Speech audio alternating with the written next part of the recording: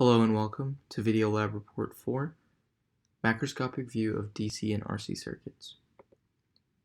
In this lab, students were tasked with modeling the behavior of circuits and comparing the actual value to predictions made using fundamental principles such as energy and charge conservation, Ohm's law, and the definition of capacitance.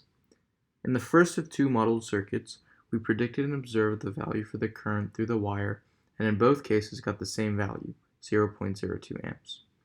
We also graphed the potential difference between points around the circuit and calculated the resistance of the resistors, which were theoretically 50 and 100 ohms, and experimentally determined to be pretty close at 47.95 and 102.5 ohms. In the second circuit, we observed the time required to charge and discharge a capacitor based on varying light bulb resistance, and also predicted the time constant of the circuit using the linearization we'll see shortly. Theoretically, the time constant should have been 6 seconds, and our experimentally determined value was close at 6.29 seconds, the error in which can most likely be attributed to imperfect data collection.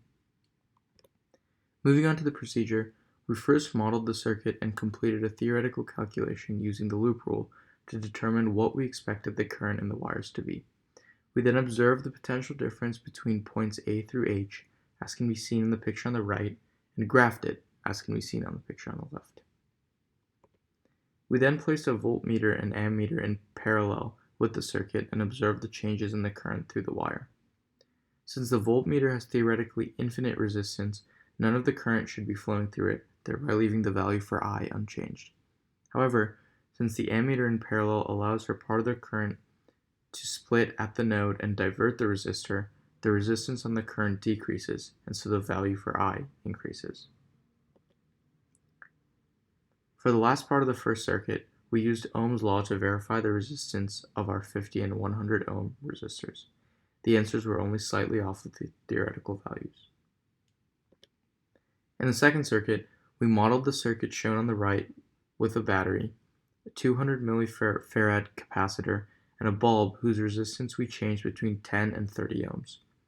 We measured the time taken to charge and discharge the capacitor for each resistivity, and found that the time taken to charge and discharge is roughly the same. We then used a linearization based off of the definition of capacitance to plot a graph to help us calculate the time constant RC of the circuit.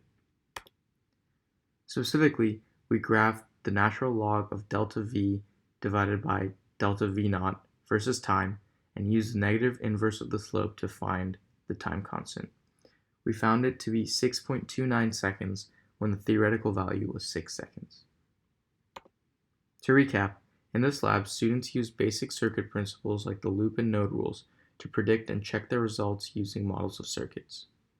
For a few hypotheticals, if the lab was performed in real life, the ammeters would have some small amount of resistance unlike the assumed 0 in the model, and thus the current, I, would encounter slightly more resistance. And if a real battery was used to charge a real capacitor, our ideal model would predict an instant charging of the capacitor, when in actuality, the resistance of the wires would contribute such that it would take slightly longer for the capacitor to fully charge.